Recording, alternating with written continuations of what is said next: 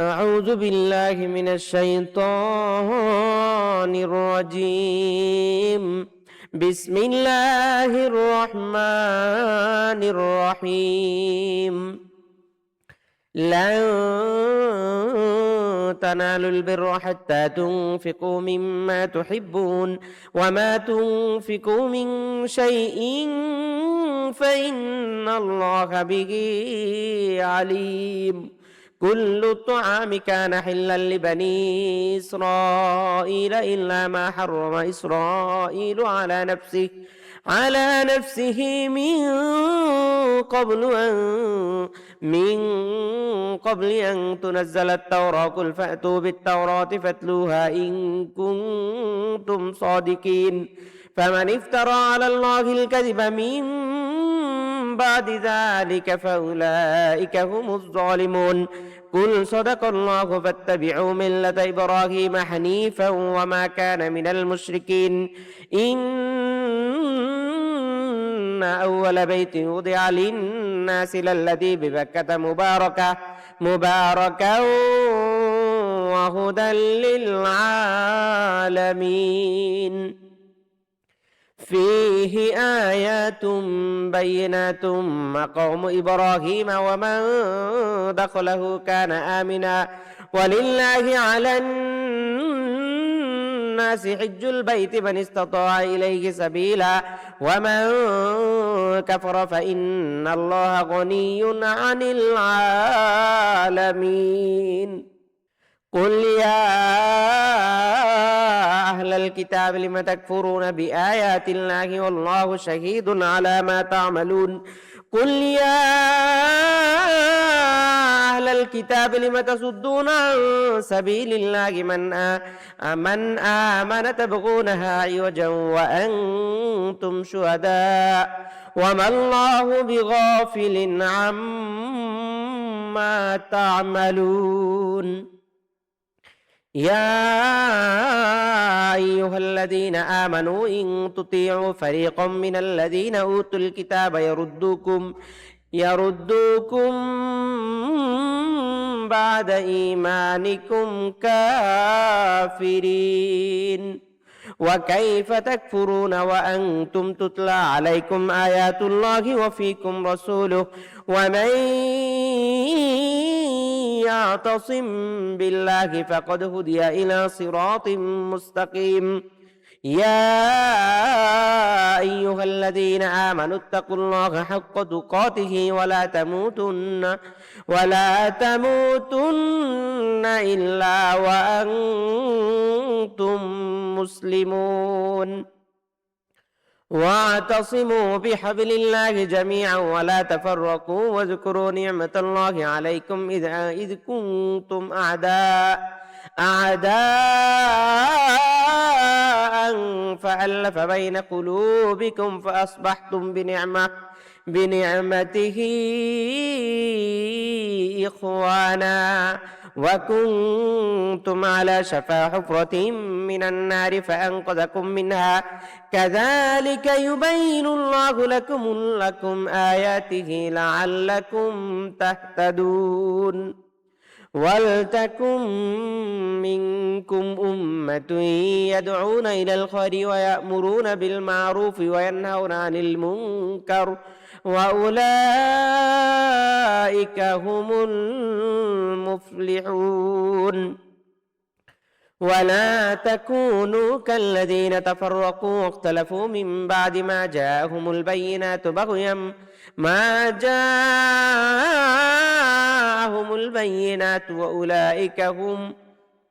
وأولئك لهم عذاب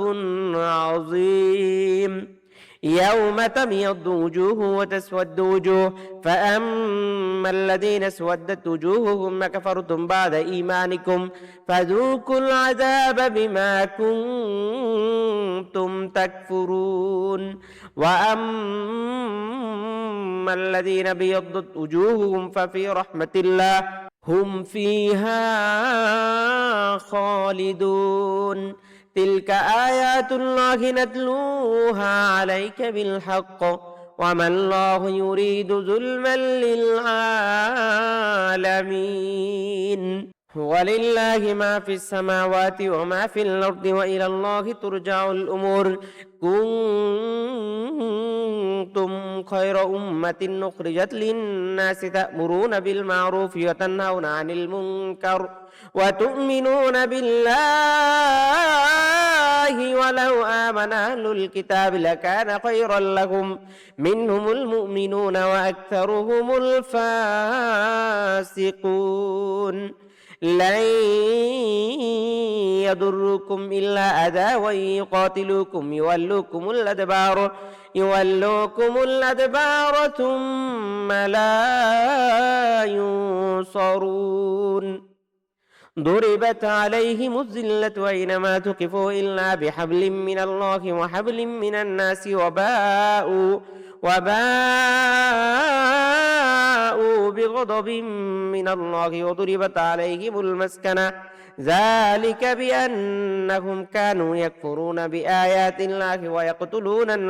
ويقتلون الأنبياء بغير حق ذلك بما عصوا وكانوا يعتدون ليسوا سواء من أهل الكتاب أمة قائمة يتلون آيات الله آناء الليل وهم يسجدون يؤمنون بالله واليوم الآخر ويأمرون بالمعروف وينهون عن المنكر ويسارعون في الخيرات وأولئك من الصالحين وما يفعلوا من خير فلن يكفروه والله عليم بالمتقين إن الذين كفروا لن تغني عنهم أموالهم ولا أولادهم من الله شيئا وأولئك أصحاب النار هم فيها خالدون مثل ما ينفقون في هذه الحياة الدنيا كمثل ريح فيها سر أصابت حرث قوم ظلموا أنفسهم فأهلكت وما ظلمهم الله ولكن أنفسهم يظلمون يا أيها الذين آمنوا لا تتخذوا بطانة من دونكم لا يألونكم خبالا ودوا ما عنتم قد بدت البغضاء من أفواههم وما تخفي صدورهم أكبر قد بينا لكم الآيات إن كنتم تعقلون ها أنتم أولئك تحبونهم ولا يحبونكم وتؤمنون بالكتاب كله وإذا لقوكم قالوا آمنا وإذا خلوا عدوا عليكم الأنامل من الغيظ قل موتوا بغيظكم إن الله عليم بذات الصدور إن تمسسكم حسنة تسؤهم وإن تصبكم سيئة يفرحوا بها وإن تصبروا وتتقوا لا يضركم كيدهم شيئا إن تمسسكم حسنة تسؤهم وإن تصبكم سيئة يفرحوا بها وإن تصبروا وتتقوا لا يضركم كيدهم شيئا إن الله بما يعملون محيط وإذ غدوت من أهلك تبوئ المؤمنين مقاعد للقتال والله سميع عليم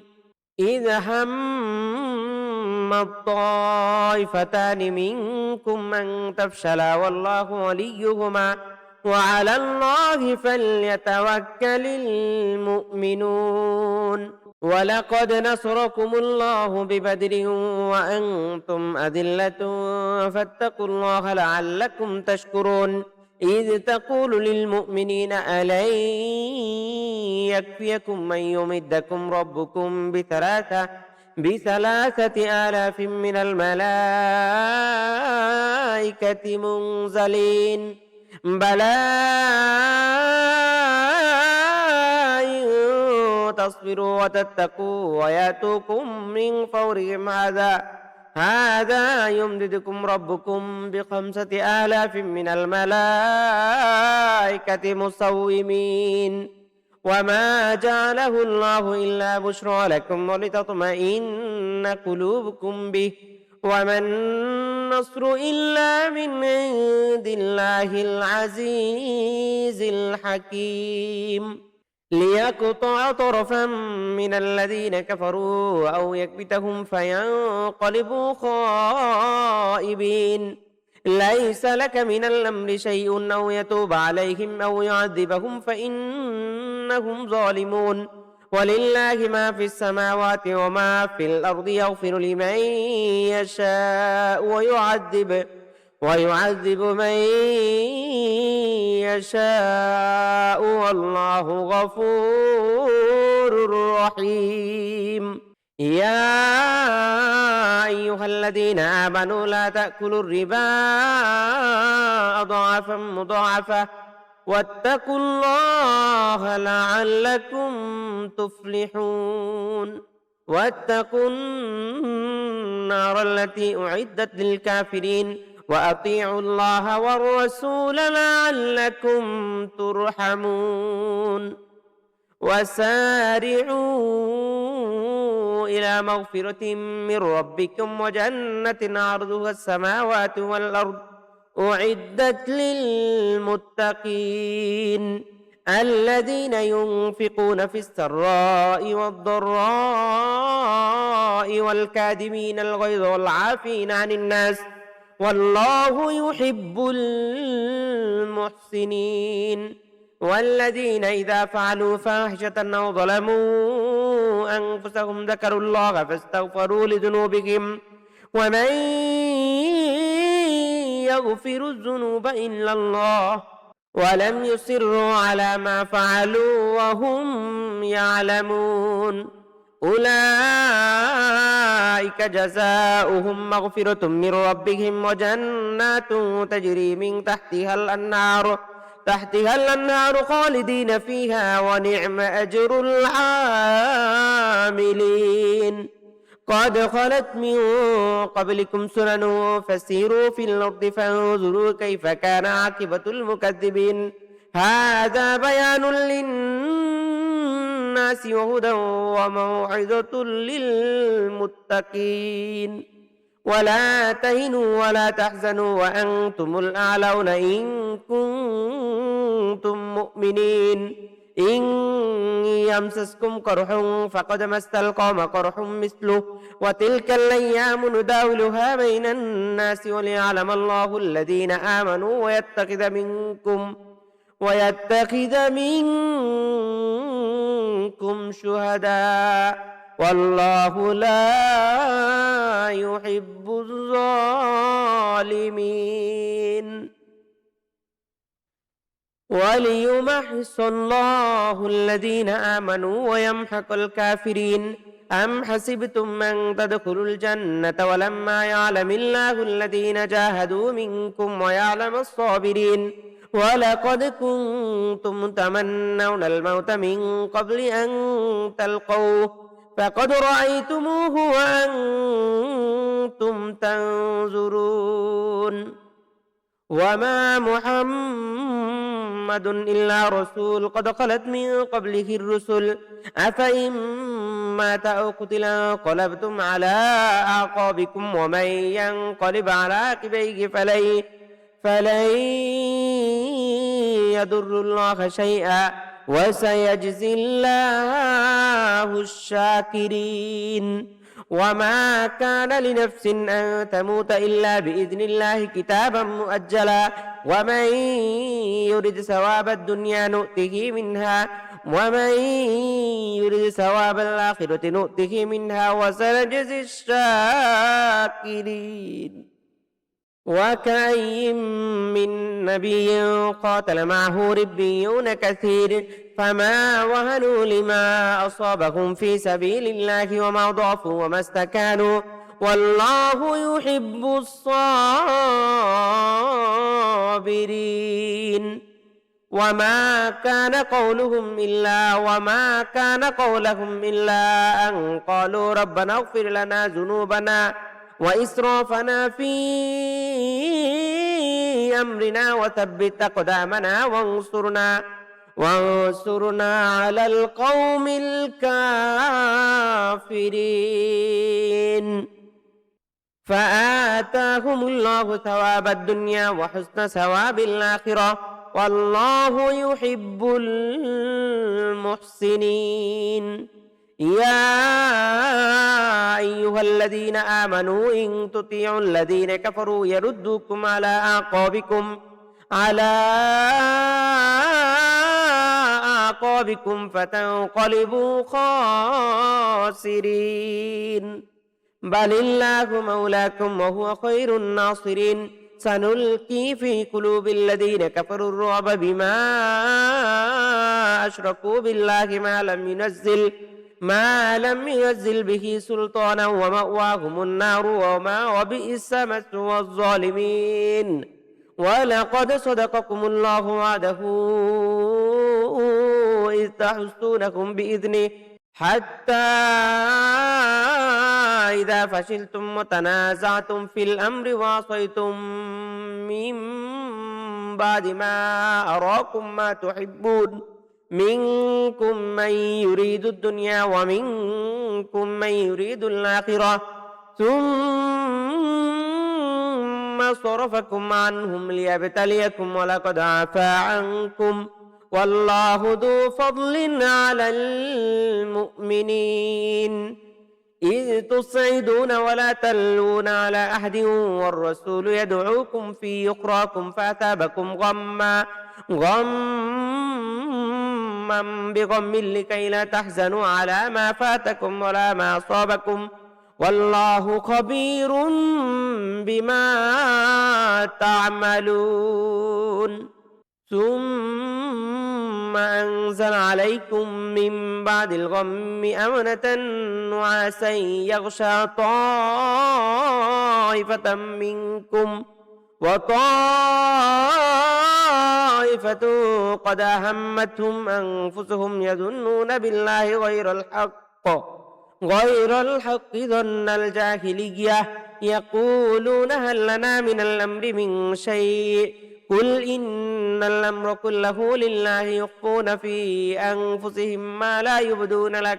يقولون لو كان لنا من الأمر شيء ما قتلنا هاهنا قل لو كنتم في بيوتكم لبرز الذين كتب عليهم القتل إلى مضاجعهم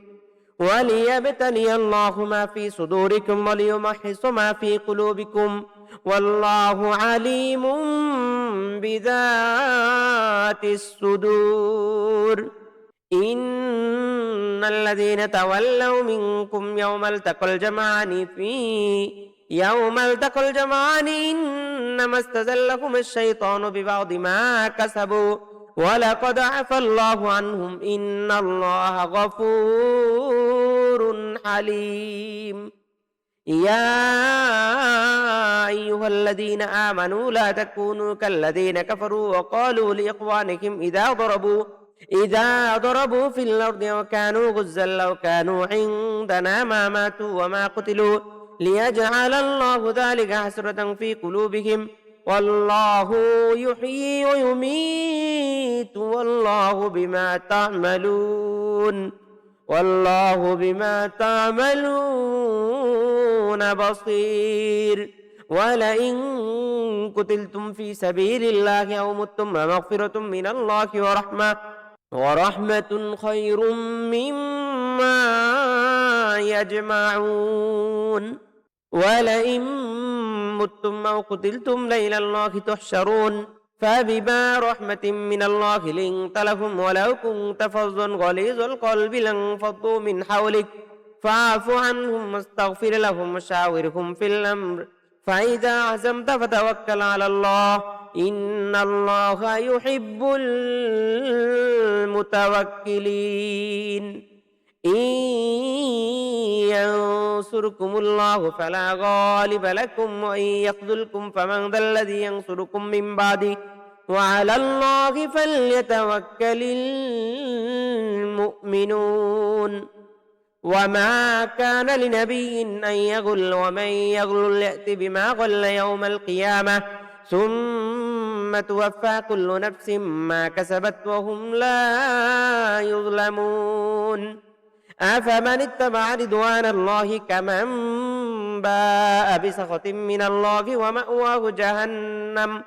وبئس المصير هم درجات عند الله والله بصير بما يعملون لقد من الله على المؤمنين إذ بعث فيهم رسولا من أنفسهم يتلو عليهم آياته ويزكيهم ويعلمهم الكتاب والحكمة وإن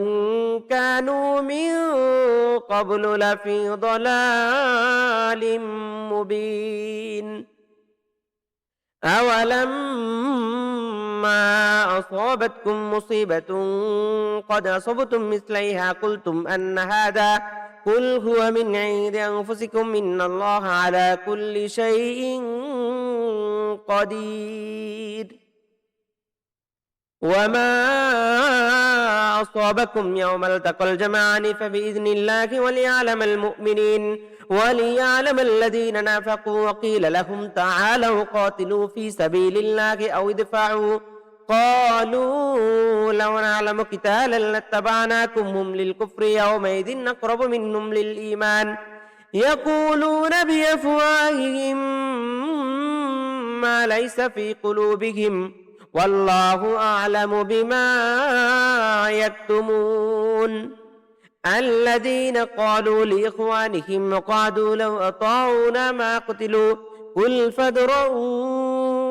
عن أنفسكم الموت إن كنتم صادقين ولا تحسبن الذين قتلوا في سبيل الله أمواتا بل أحياء عند ربهم يرزقون فرحين بما آتاه الله من فضله ويستبشرون بالذين لم يلحقوا بهم من خلفهم ألا خوف عليهم ولا هم يحزنون يستبشرون بنعمة من الله وفضل وأن الله لا يضيع أجر المؤمنين الذين استجابوا لله والرسول من بعد ما أصابهم القرح للذين أحسنوا منهم واتقوا أجر عظيم الذين قال لهم الناس إن الناس قد جمعوا لكم فاخشوهم فزادهم إيمانا وقالوا حسبنا الله ونعم الوكيل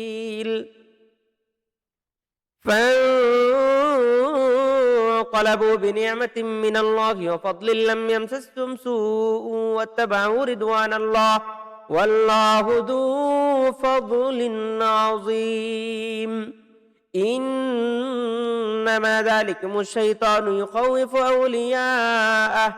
فلا تخافوهم وخافون إن كنتم مؤمنين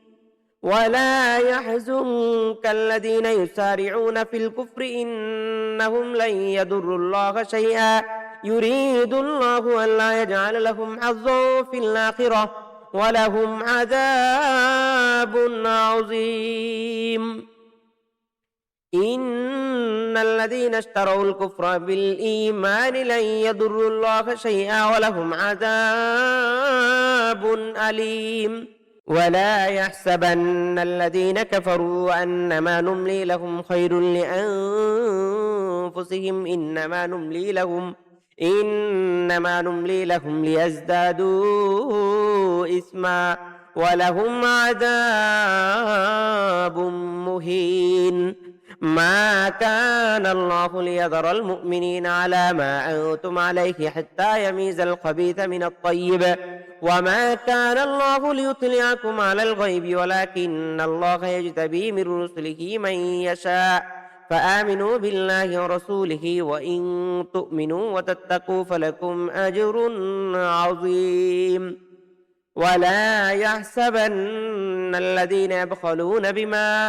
آتاهم الله من فضله هو خيرا لهم بل هو شر لهم سيطوقون ما بخلوا به يوم القيامة ولله ميراث السماوات والأرض والله بما تعملون خبير لقد سمع الله قول الذين قالوا إن الله فقير ونحن أغنياء سنكتب ما قالوا وقتلهم الأنبياء بغير حق ونقول ذوقوا عذاب الحريق ذلك بما قدمت أيديكم وأن الله ليس بظلام للعبيد الذين قالوا إن الله عهد إلينا ألا نؤمن لرسول حتى يأتينا بقربان تأكله النار قل قد جاءكم رسل من قبلي بالبينات وبالذي قلتم فلم قتلتموهم إن كنتم صادقين فإن كذبوك فقد كذب رسل من قبلك جاءوا بالبينات والزبر والكتاب المنير كل نفس ذائقة الموت وإنما توفون أجوركم يوم القيامة فمن زحزح عن النار وأدخل الجنة فقد فاز وما الحياة الدنيا إلا متاع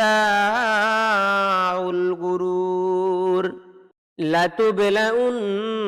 في أموالكم وأنفسكم ولتسمعن من الذين أوتوا الكتاب من قبلكم ومن الذين أشركوا أذى كثيرا وإن تصبروا وتتقوا فإن ذلك من عزم الأمور وإذ أخذ الله ميثاق الذين أوتوا الكتاب لتبيننه للناس ولا تكتمونه فنبذوه وراء ظهورهم واشتروا به ثمنا قليلا فبئس ما يشترون ولا تحسبن الذين يفرحون بما أتوا ويحبون أن يحمدوا بما لم يفعلوا فلا تحسبنهم بمفازة من العذاب ولهم عذاب أليم ولله ملك السماوات والأرض والله على كل شيء قدير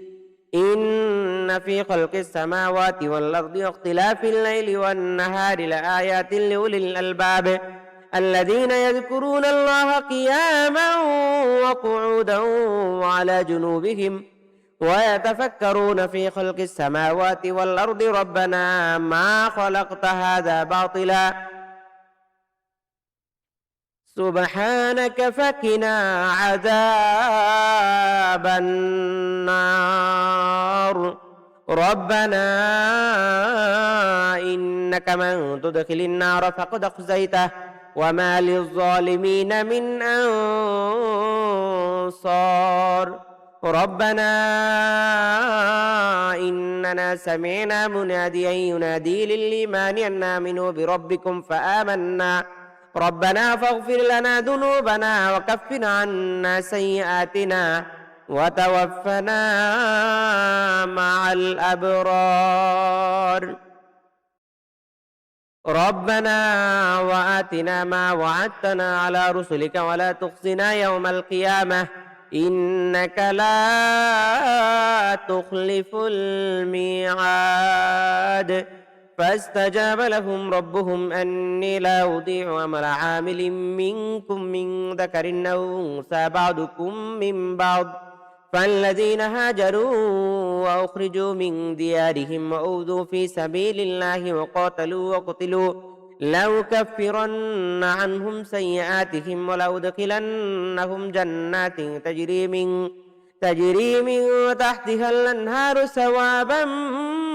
من عند الله والله عنده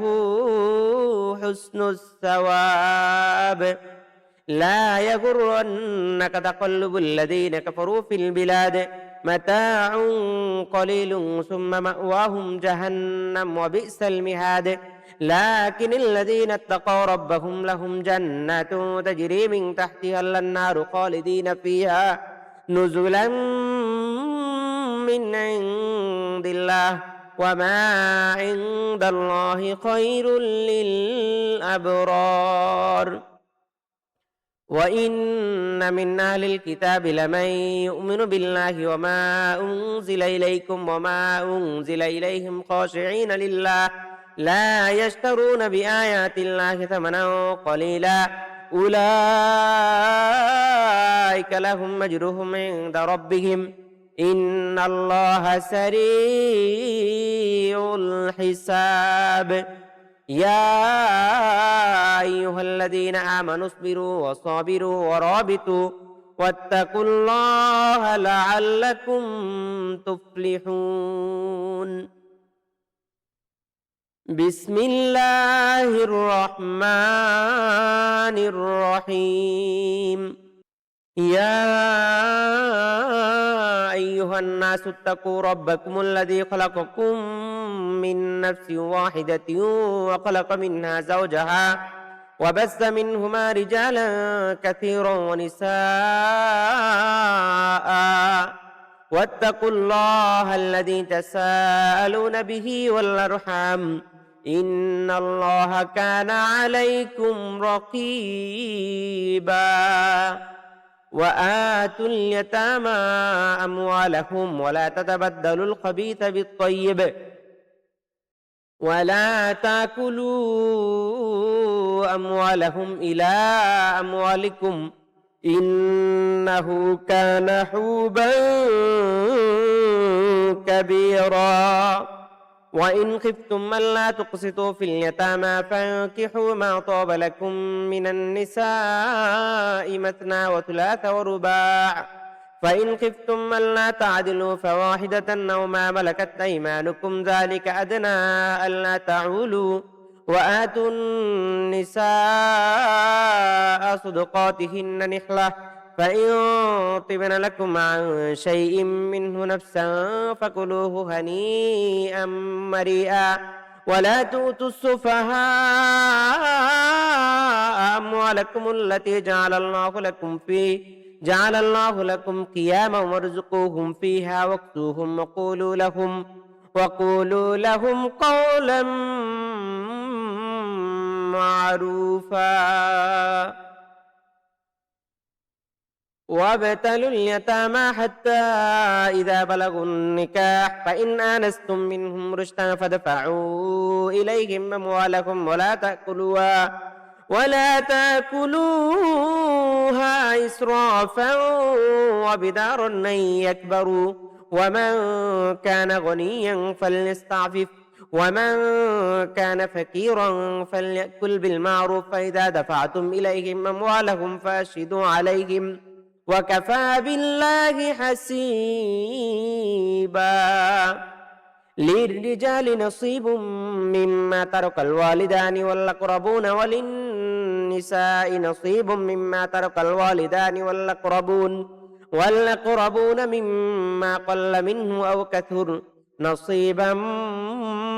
مفروضا وإذا حضر القسمة أولو القربى واليتامى والمساكين فارزقوهم منه وقولوا لهم قولا معروفا وليخشى الذين لو تركوا من خلفهم من ذرية ضعافا خافوا عليهم فليتقوا الله وليقولوا قولا سديدا إن الذين يأكلون أموال اليتامى ظلما إنما يأكلون في بطونهم نارا وسيصلون سعيرا يوصيكم الله في أولادكم للذكر مثل حظ الأنثيين فإن كن نساء فوق اثنتين فلهن ثلثا ما ترك وإن كانت واحدة فلها النصف ولأبويه لكل واحد منهما السدس مما ترك إن كان له ولد فإن لم يكن له والد وورثه أبواه فلأمه الثلث فإن كان له إخوة فلأمه السدس من بعد وصية يوصي بها أو دين آباؤكم وأبناؤكم لا تدرون أيهم أقرب لكم نفعا فريضة من الله إن الله كان عليما حكيما ولكم نصف ما ترك أزواجكم إن لم يكن لهن ولد فإن كان لهن ولد فلكم الربع مما تركن من بعد وصية يوصين بها أو دين ولهن الربع مما تركتم إن لم يكن لكم ولد فإن كان لكم ولد فلهن الثمن مما تركتم من بعد وصية توصون بها أو دين وإن كان رجل يورث كلالة أو امرأة وله أخ أو أخت فلكل واحد منهما السدس فإن كانوا أكثر من ذلك فهم شركاء في الثلث من بعد وصية يوصى بها أو دين غير مضار وصية من الله والله عليم حليم تلك حدود الله ومن يطع الله ورسوله يدخله جنات تجري من تحتها الأنهار خالدين فيها وذلك الفوز العظيم ومن يعص الله ورسوله ويتعد حدوده يدخله نارا خالدا فيها وله عذاب مهين واللاتي يأتين الفاحشة من نسائكم فاستشهدوا عليهن أربعة منكم فإن شهدوا فأمسكوهن في البيوت حتى يتوفاهن الموت أو يجعل الله لهن سبيلا واللذان يأتيانها منكم فآذوهما فإن تابا وأصلحا فأعرضوا عنهما إن الله كان توابا رحيما إنما التوبة على الله للذين يعملون السوء بجهالة ثم يتوبون من قريب فأولئك يتوب الله عليهم وكان الله عليما حكيما وليست التوبة للذين يعملون السيئات حتى إذا حضر أحدهم الموت قال إني تبت الآن ولا الذين يموتون وهم كفار أولئك أعتدنا لهم عذابا أليما يا أيها الذين آمنوا لا يحل لكم أن ترثوا النساء كرها ولا تعضلوهن لتذهبوا ببعض ما آتيتموهن إلا أن يأتين بفاحشة مبينة وعاشروهن بالمعروف فإن كرهتموهن فعسى أن تكرهوا شيئا ويجعل الله فيه خيرا كثيرا وإن أردتم استبدال زوج مكان زوج وآتيتم إحداهن قنطارا فلا تأخذوا منه شيئا أتأخذونه بهتانا وإثما مبينا وكيف تأخذونه وقد أفضى بعضكم إلى بعض وقد أخذن منكم ميثاقا غليظا ولا تنكحوا ما نكح آباؤكم من النساء إلا ما قد سلف إنه كان فاحشة ومقتا وساء سبيلا حرمت عليكم أمهاتكم وبناتكم وأخواتكم وعماتكم وخالاتكم وبنات الأخ وبنات الأخت وأمهاتكم اللاتي أرضعنكم وأخواتكم من الرضاعة وأمهات نسائكم وربائبكم اللاتي في حجوركم من نسائكم اللاتي دخلتم بهن فإن لم تكونوا دخلتم بهن فلا جناح عليكم وحلائل